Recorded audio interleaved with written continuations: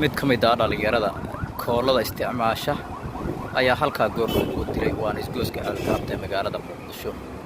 nin bastoolad watay ayaa madaxa ka toogtay kadib markii wiilka telefoon uu ka dafay kadibna tooray uu ku dhuftay.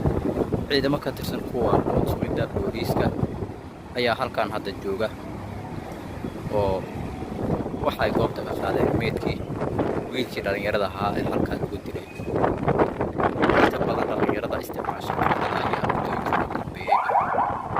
aad halkaan ugu soo badanayay oo marar qaarna sameynay arrinkan gaariga qaylinaya iyo asar kale oo hadda halkaa ku jirta oo aan ogolayn in loo dhawaado ayaa waxa ay qaadeen wiilkii dhalinyarada halkaa lagu dilay.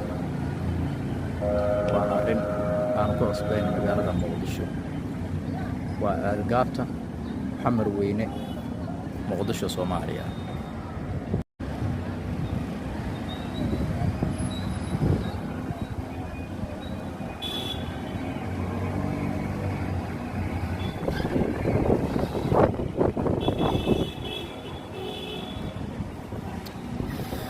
mid ka mid ah dhalinyarada koolada isticmaasha ayaa halkaa goor lagu dilay waana isgooska alkaabta magaalada Muqdisho.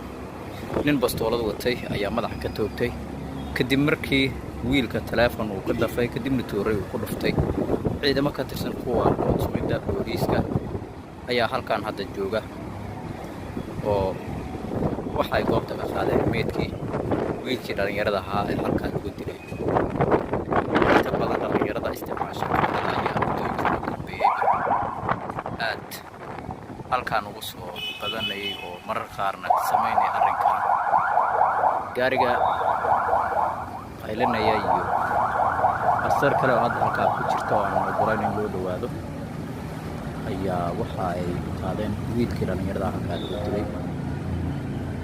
waa arrin aan ku cusbayn magaalada Muqdisho. waa algaabta xamar weyne Muqdisho Soomaaliya.